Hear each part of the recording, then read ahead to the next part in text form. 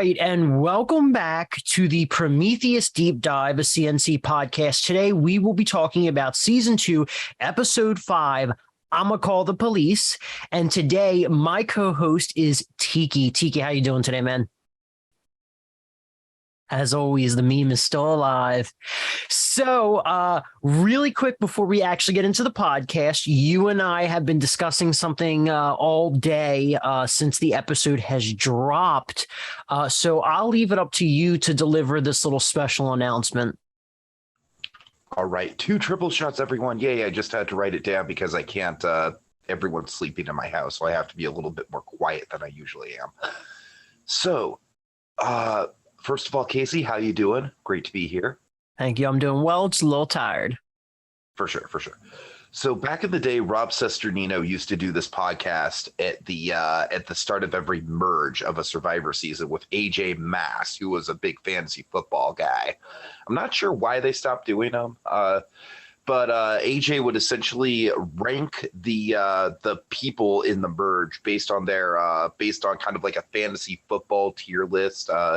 There'd be like stuff like the marriage of the convenience, the wild card, the fresh meat, like he'd basically assign them different roles based on fantasy football. That's kind of what I want to do with you here in a bonus podcast that we've got coming up. But instead of fantasy football terminology, Casey, you and me, as 2 of the 3 Survivor storytellers, if you will, we're going to be studying the edgic of the season. Now, for anyone who doesn't know, edgic is basically like a nerd terminology for analyzing the edit of any given Survivor season. And Casey, what I'm going to do for you is we are going to go down the cast from the first boot to all of the people who made the merge, and I'm going to give you an edgic rating for each of them. And I can tell you're really excited about this. Oh, I am very much excited. Yeah, that's going to be a very interesting podcast. I very much look forward to doing with you this weekend. It's going to be a very interesting conversation because I obviously have no idea who the winner is going to be. I'm literally basing it on what you have edited, and then you, of course, know everything that's going to happen. So yeah, we can tiptoe around that. Yes. So now that announcement is out of the way, I hope everyone's very much excited for that because I am. Let's just get down to it. We saw a double boot this episode. We saw a Tasha vote out, and we also saw a Josh vote out. Let's talk about Tasha. I feel like there's probably less to say about her and a lot more to say about the other team as they have now started to gain a lot more of a focal point in these episodes. So what did you think about the Tasha vote out? So first of all, I got to give it up to you. I legitimately think that Tasha might be the best edited character arc so far in Prometheus. I'm just going to say that straight up. I think Tasha was an incredible character from the start with her internet issues all the way up to her kind of like, being a domineering force in her tribe, all the way up to her white claw induced downfall. I just thought it was an absolutely fantastic run for her. I loved every second of it. I thought it was just a home run in the casting. And as far as the boot goes, like I said, it was that's what I certainly wouldn't, I was drinking my little triple shots, but I certainly wouldn't be drinking, like that early in the day, especially me being on the West Coast and all. But but yeah, so I honestly, by the end of that tribal, I thought it was kind of obvious just because of just how far gone she really was at that point. I was like, yeah.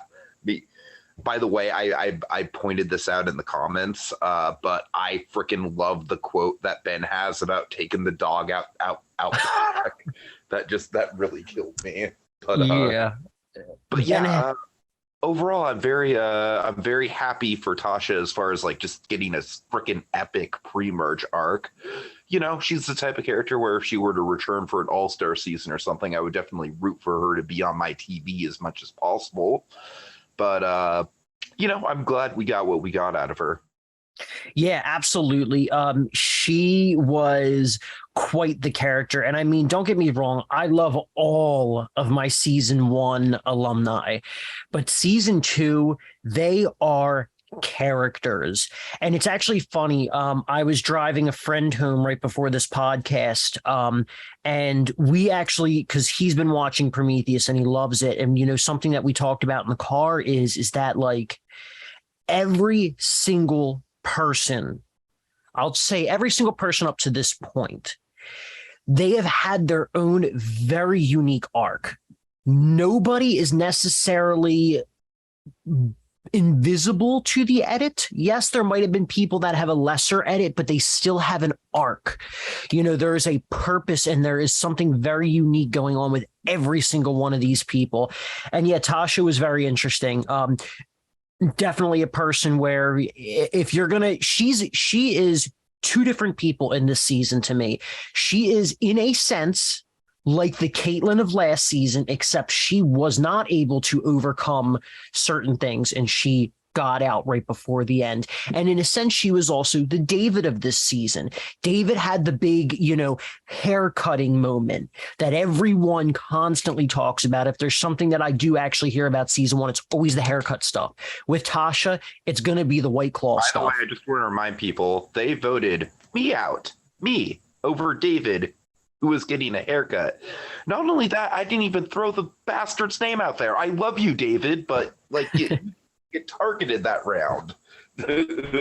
So it's just, it was very interesting. That's like what Tasha seems like to me. She's got that really memorable thing. And then I also wanted to just kind of touch upon Ben for a second. Ben had really two funny quotes. One of which was the dog quote, which still was baffled that he said, but very much funny. I think the cop quote is great, but like it maybe I probably get like for YouTube monetization and everything. Like that's probably like not a great title, but it's so fucking funny in context though. Oh yeah, 100%. And then I also just loved Ben's final quote of his one confessional where he's just like, any other time I'd be able to quote it, and I was literally talking about it like 2 hours ago, but like, you know, fuck you, I made it to, you know, day one, you know, like that whole thing just cracked me up in the edit. Sorry about that. Got slightly interrupted there, but yeah, very, very interesting. You know, everything that happened. Tasha was definitely very much a character. Before we get on to the second boot, you know, I just want to touch upon Aaron a little bit more. So what did you think about, you know, we've kind of already talked about Ben and Tasha, but what do you think about Louise, Jenny, Jocelyn? Yeah, I mean, I think all three of them are fantastic. I think oh God, sorry. You literally just said the name, and I just want to make sure I'm not getting it wrong. The one who was the elder at first. Jocelyn. Thank you. I don't know why I was like, you literally just said it. I just said it. It's late, people. I'm sorry. Jocelyn is like probably the one I don't have as much of a finger on the pulse on for obvious reasons. You know, she was not really that involved in the narrative game structure wise for the first half. But yeah, Jenny is she is probably my winner pick from the Gaian tribe if I were to go Aaron. Aaron. I'm so sorry. Jesus. It's all good. It's all good. I know it's confusing, especially with the endings. But yeah, so Jenny is your winner pick from Aaron then. I would say so. And also I just really, really, really want her to break the curse of the Asian females named Jenny on Survivor. I like, just for the sake of that, it's just like, just do well, Jenny. I mean, she's already done better than most of them just by making the merge, you know, so there we go. Yeah. All right. So I am very much excited to see what everyone thinks about Aaron moving forward, especially with Louise. You know, Louise says she's going to be more of a rat. It's time to, you know. Because that was like one of the early confessionals and it kind of, you know, bookends. I'm sure that was intentional where you have it right at the end, like, oh boy, and she has been interacting. By the way, I want to say just I really, really like the gameplay mechanic introduced this round of like essentially it was almost like this is like a way, way better way to do kind of like an earn your way into the merge type of thing, where it's like technically all the people are connected to each other now. You can talk to anyone, but you're still on the vote. You know, you still have the voting blocks for the tribe that you need to get through one more round with. That is so much better. That is so much better. That is so much better. Please, like CBS, Jeff Probst, Casey. I've said this before. I've said it again. Prometheus, in a lot of ways, is better than the actual Survivor product right now. Well, thank you. I really appreciate that. But I really do like, you know, it's interesting because the last episode we saw that contrast where everyone was on their phones, and I'm sure that was a challenge to edit.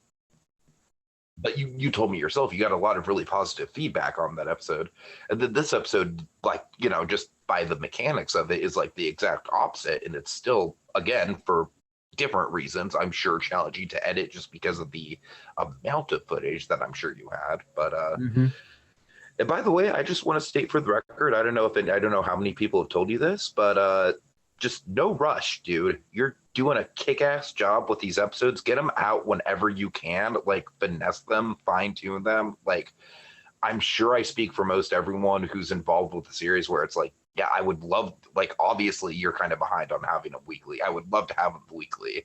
But at this point, whenever you get them out, it's like, it's worth the wait every damn time, no questions asked. So. Oh, thank you. I genuinely appreciate that. A little word of encouragement going into the merge there. I'm sure you're probably sweating over the schedule. Yeah, because we're 2 episodes behind right now, and this episode, I've been editing for about 15 years now, and that was truly, actually more than 15 years technically, but that was truly the most. We're editing the one episode for about 15 years. No, but yeah, this episode was the most difficult thing I think I've ever edited in my entire life. And I was very much nervous about episodes 3, 4, and 5. And each one of them people seem to love. So I guess I'm doing something right. But yeah, so I'm hoping to stay on schedule. But yeah, if we're a little bit off, I mean, that's the thing. I'd rather have a better product than a rushed product. Absolutely. So moving on now, we're going to talk about Gaian. So Gaian really has been a more focal point these past couple episodes, and we saw a Josh boot. Now, you were messaging me during your watch of this episode, and you said you had no clue what you thought the outcome was going to be. So I'm very much curious to hear your thoughts about Josh going home and the whole thing of Josh versus CJ. But I feel like by the end of the actual ceremony, I had a pretty good sense that he was going to go. But by that respect, you did do a really good job of building up, you know, like the 2 options going into the ceremony. So, you know, that's just me being an edgic nerd. You know what I mean? But yeah. Can I talk about this little like 4-way thing I have going on with Maddie, CJ, Josh, and Brady that I kind of messaged you about? Can I bring that up? Oh, yeah, absolutely. Go ahead. Okay, so essentially what I've noticed, because with this tribe, what is this tribe's name? Gaian. All right. So with this tribe, what I noticed early on in the edit with the, you know, one of the challenges of editing this tribe outside of just the fact that they're not going to tribal council is that they've got essentially this 4-person, and it's basically all the men on the tribe outside of Antonio, who they're both kind of like it's 2 pairs that are essentially very much in the same demographic, because, you know, you have CJ and Maddie. I know Maddie's Philippines. Remind me where CJ is from? Canada, British Columbia. Okay. So it's like, but you know, but they're both kind of like. He was born in the Philippines though, and his family immigrated to Canada. Right. So it's like you got the 2 Philippines people, and then Josh and Maddie, I feel like, or I'm sorry, Josh and Brady are, you know, basically like kind of like the, you know, the mid-20s college white kids, you know what I mean? Essentially. West Coasters too, I believe. Who are both, very much part of the org scene. They both kind of like have made names for themselves in the org scene. So when I was watching the early episodes, I was having a little bit of a problem, like differentiating them as far as like, okay, which one's Josh, which one's Brady? I can't quite remember. But I think what you have done, and this is just me like going on a late night tangent here, but I think what you've done like through the pre-merge is you've done a really good job of like they're both kind of like yin yangs of each other, where Maddie was like super chaotic and CJ is like super composed, super chill, very agreeable. And then I feel like on the other side of the coin, it's Josh, right, who just got booted. Mm-hmm. Okay, I again, late night brain. I just want to make sure I don't mess up anyone's names. Forgive me. On the other side of the coin, I feel like Josh was like, he was for me in a very sympathetic role this episode, just because he messed up by taking the roll of the dice with Maddie, but in a lot of ways, Maddie did throw him under the bus. And I feel like I felt really bad for him. And I kind of felt like he was in a position where he was sort of like the underdog, whereas Brady was kind of like, you know, like in the root of the alliance. And he was like, and I've heard like pregame press about people who have played with Brady saying, like, I've heard people say like there's a Michael and there's a Brady, you know what I mean? And I feel like the reason why I'm referring to him as Brady and not Michael is I feel like this episode we really saw his kind of like that side of him come out with you know, like really like wanting to chop the head off of Josh, not give him a chance at all, just like, no, you fucked up once, you're done. And so I don't know, like, I'm very curious as an editor, is there any validity to this at all, this whole yin yang thing that I've cooked up in my overactive brain of mine? I definitely do think there is. And I actually love that you brought that up. I think that's a fantastic observation, especially going off of the Michael or Brady combined with Josh sort of thing. I would definitely say this is probably more of a Brady moment. And honestly, I think Michael is probably more so the reason Josh did end up going home. And it's very interesting because with the delegation round, it made it very difficult to try and really pluck the information out. A lot of people's confessionals were like, we don't know what's going on because we're in one room and Josh is in there. So of course we're saying CJ. And then we go to the other room, CJ's in there. And of course we're saying Josh. And we don't really know.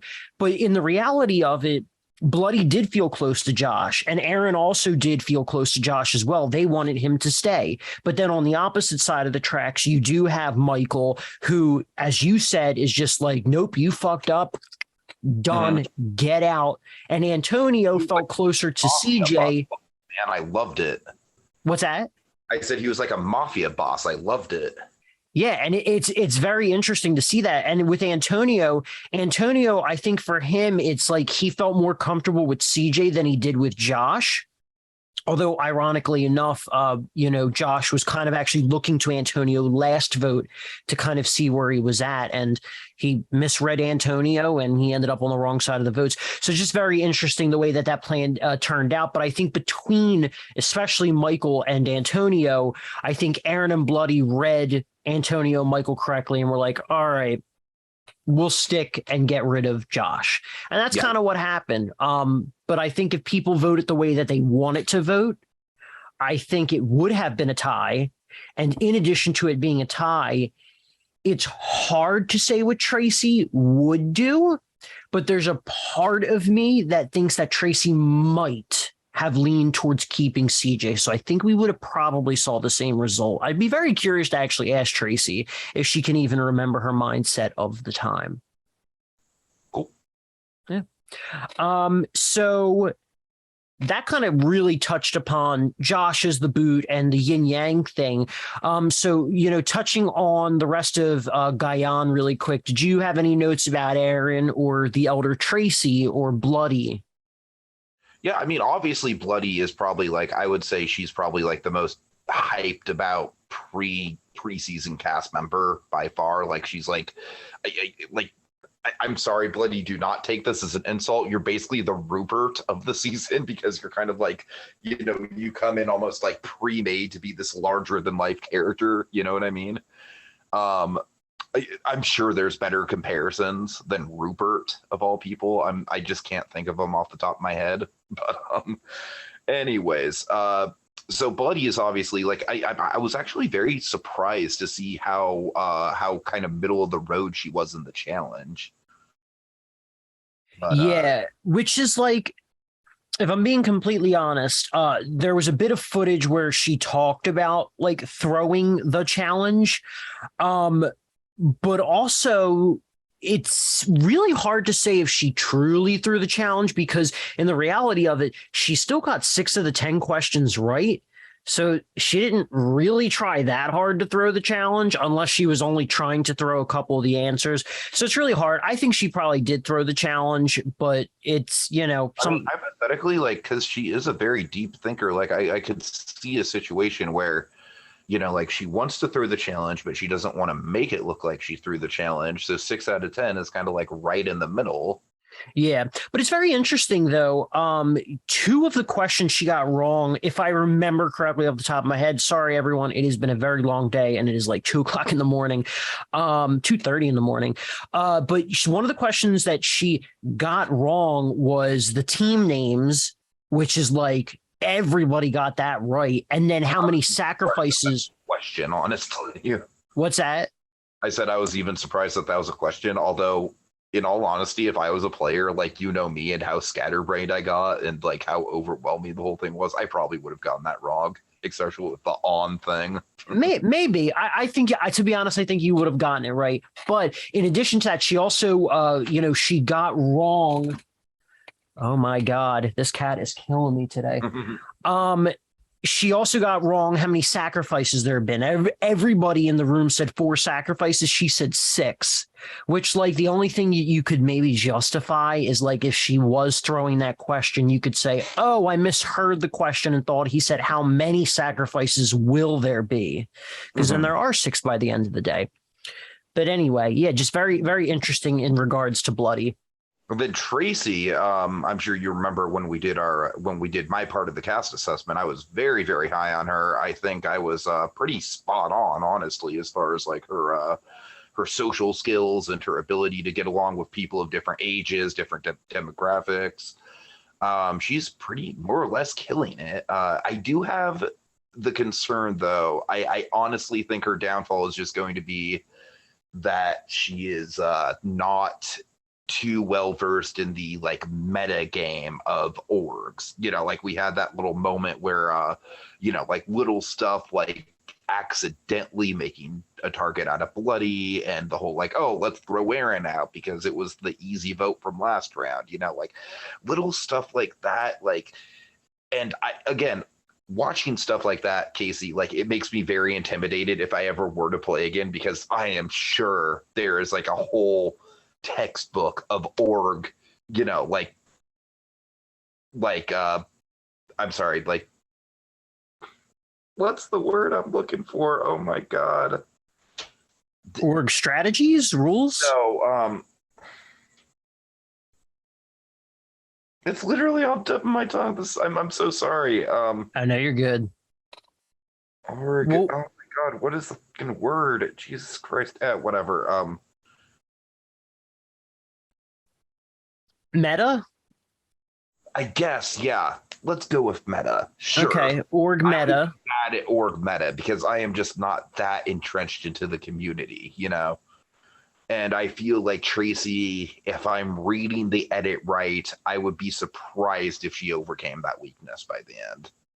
So what I will say in defense of Tracy up to this episode is that her confessionals. So, okay, before I actually get into that statement, backstory: Tracy has never played an org before. She's 52 years old. She works in hospitality. And in addition to that, she does not watch reality competitions.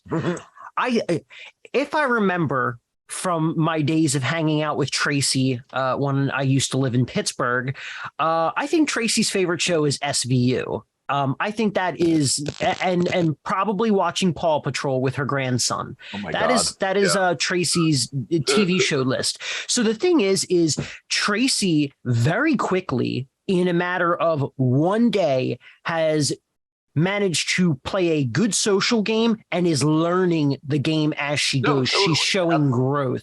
And so I think that's a very interesting thing. And that right there, it already she stands above so many other new orders because she can learn. I will wager, though, Casey, the word you just used, growth, journey, that is the path that I see her on, not necessarily winner.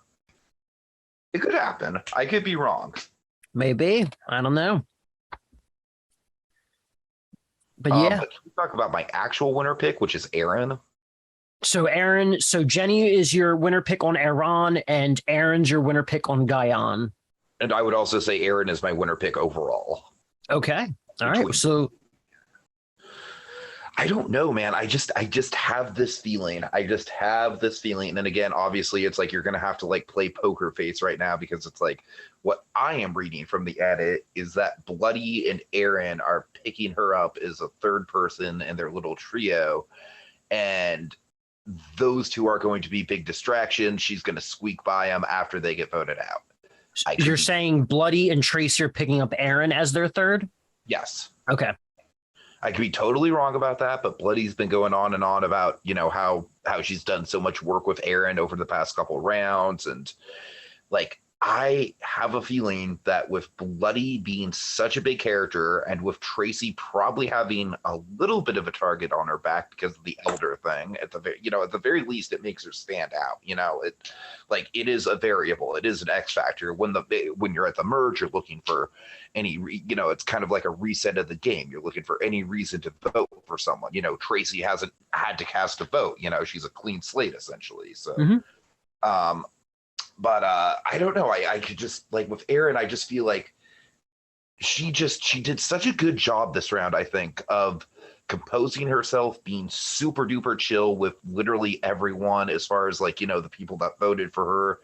Like, I would feel, if I was playing with her, I would feel so at ease if I did slip up and vote for her and vote against the numbers. And, I was talking to her, like, she just does a really good job of like, not damage control, but like, just like, smoothing over the damage control, like being on the receiving end of damage control, essentially. Like, she plays that role very well. Interesting. I will say with some of Aaron's content that got cut from this episode, it will be in the cutting floor. We're probably going to end up doing 2 because there was so much footage we cut out. So I highly suggest anyone listening to this to watch those for a little bit more insight. The cutting room floors. What's that? I said I need to catch up on the cutting room floors. I don't think I've watched the last couple of them. Okay. Yeah, I mean, they're quick watches, so watch them, don't watch them. But definitely you should watch these next 1 or 2 that will be coming out. So on that note, let's move on to the challenge real quick. Let's just kind of briefly touch upon that before we move on to our Ember Awards. So do you have any thoughts about our winners of this challenge and the challenge itself, really? I mean, honestly, not really. I'm never really that great at trivia, so I was kind of trying to play along. Like, I was trying to kind of play along, not necessarily as far as like the at-home game, but more so like, okay, if I was in the middle of the game and this is like, and I was at the end of the last day, would I be able to get this right? Like, in theory. So it was kind of entertaining to watch in that respect. As far as who won and who didn't win, I honestly don't have many strong thoughts in that regard. I mean, obviously, Jacqueline. I'm sorry. Jocelyn. I want to call her Jacqueline, and that's why I keep second guessing myself. Obviously, Jocelyn winning was a big, that was a big moment as far as, breaking up the foursome for sure. Yeah. I don't necessarily think, remind me who won on the other tribe. Antonio, he got a perfect score. I don't necessarily think him winning mattered at all. I honestly think he's probably in one of the best positions on that tribe. I don't think there was like a chance of him getting votes. So, that was kind of a whatever. But yeah, impressive for him to get a perfect score, though, for sure. Yeah, it was pretty crazy. I was not expecting that, to be honest, going into that challenge. If anyone, I was expecting like Jocelyn or Bloody to get it because I knew they were pretty big fans of season 1. But sure. But yeah, all right. So let's move on to the Ember Awards. So for those who don't know, the Ember Awards is pretty much the MVP of the episode. Today, because it was a double boot episode, we'll be giving out 2 awards, one for each team. I personally have my awards narrowed down to 5 people that I need to actually get down to 2. But as always, we allow the co-host to go first in handing out the awards. So let's start off with Aaron. So Aaron was, with Jocelyn, Louise, Jenny, Ben, Tasha, so on and so forth. Okay.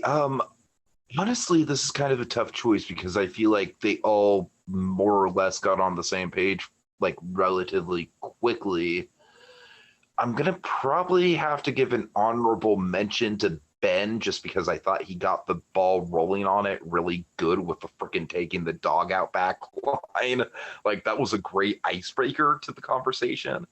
But I'm going to give it to Jenny because I think she is just incredibly skilled at like kind of weaving her way in and out of conversations and how she was able to kind of like, be an ally for Tasha up until the end, even though she wasn't planning on voting for her. And, I just thought Jenny like really, really navigated this round pretty flawlessly and was really in a lot of people's corner this round. So I think she's one to look out for sure. Okay. I'll say my Aaron pick now. So for Aaron, this was really difficult for me. Tasha got the boot. I think Tasha shows some clarity despite her. Tasha, just as far as like being a great character, obviously I can't. I mean, in the reality of it, if you really wanted to, we had people in season 1 give it out for entertaining purposes. But I do think Tasha showed some clarity. I think Jenny is in a good position. Louise is definitely someone not to be underestimated, having played with her before as well. And Ben, I think, also gets a good honorable mention. I mean, they're all great in very, different ways. But I'm going to actually give it to Jocelyn because she stepped up. She did her work despite being the elder, which won her immunity and took her name off the table for even being a vote. So I think I will give it to Jocelyn for Iran. Now moving on to Gaian. Hold on. I'm sorry. Yes. If Tasha's on the table, I love you, Jenny, but I got to give it to Tasha, man. Just as far as like obviously she's not the best strategist this episode, but as a fellow person who was like a big character more than anything else, I gotta give it to her. She gave us so much and her boot was so memorable. So yeah, obviously not giving this the as far as like a strategy goes, but if just sheer entertainment is on the table, then I gotta give it to Tasha. Yeah. But Jenny, I'm sure Jenny has won this award before in the past, and I'm sure she'll probably win it again. So Jenny's up there for the most Ember Award wins. I think it's exactly. 3 people that have the most right now. I don't need to add another one. I'm going to give it to Tasha on her way out. All right, fair enough. So let's move on to Gaian. So on the flip side, who are you thinking deserves it? Definitely Brady. Like I said, I think he just came in and fucking Boston robbed this thing, and in a good way. I'm not saying that as far as like, Boston Rob is just kind of overexposed, but in the mafia boss sort of way, in the kind of way where people revere that guy as a player. I really think he came in and just strangle armed the whole thing. I would hate to be on the receiving end of it, and frankly, it makes me like very nervous to ever play against him in a game because just like he is just one to just shut down any sort of like social faux pas at all. But it was skill, man. I mean, he saw exactly his mark and went for it, and he took it out no problemo. I see a lot of potential for him, but like I said, I think my overall winner pick is Aaron. And I do think, much like Jenny, she's got her hands in a bunch of different pots. But yeah, Brady this round for sure. Just I think definitely he's my. He's a good character for sure, but he's definitely more of a strategic pick. All right. I really have, in the last moments, I've narrowed it down to 2 people, but I think it's pretty clear who I need to give it to. So I'm going to give an honorable mention to Bloody. Bloody definitely knows what she wants. And I think right now we're seeing Bloody set herself up for the future, despite her name being a big presence in day one. So an honorable mention to Bloody, but I think ultimately, I also need to give it to Michael. So my two Ember Awards are Jocelyn and Michael. I think with Michael, he's kind of that mafia boss. He's Brady in this instance, as Sherry would say. He knew what needed to be done. He cut Josh off. And honestly, I think, like I said, him and Antonio had a hand in potentially swaying things that way. But I think Michael's presence is definitely there. And in addition to that, we see that Michael has set up two potential alliances from the other team that he's hoping to take himself into day two. And that is an alliance with Louise and an alliance with Jenny. So I think Michael probably has his bases covered for day two. So Michael played a standout game this episode. For a little Edgic podcast, I would definitely give Michael a CPN. Would you like to explain what a CPN is for anyone listening? Complex personality negative. You want to know what complex personality negative means? Listen to the Edgic podcast. All right. It's coming out probably this weekend. We'll definitely be recording it then. So on that note, do you have any final thoughts before we conclude this podcast? No, not really, man. I just think you're, once again, I definitely think that these Prometheus seasons have been better than 41 at the very least. And I full-heartedly believe that. 42, I'm a huge fan of 42, so I can't quite say, that to me is like at least like high tier Survivor, if not top tier Survivor. But, if you have the production values of 40 of the Survivor team, I'm sure you could crack it out. I'm sure anyways. I'm really impressed by your game mechanics. I'm a fellow host myself. As a matter of fact, just as another tease, we might be collaborating on something together, perhaps a little game in the off season of Prometheus. Perhaps, am I saying too much? I don't know. But anyways, all right, Casey, I think that's it. Cool. All right. Well, on that note, thank you everyone for tuning in, and thank you, Tiki, for coming on, especially this late at night. And on that note, don't forget to like, comment, and subscribe, and have a good night. 2 triple shots.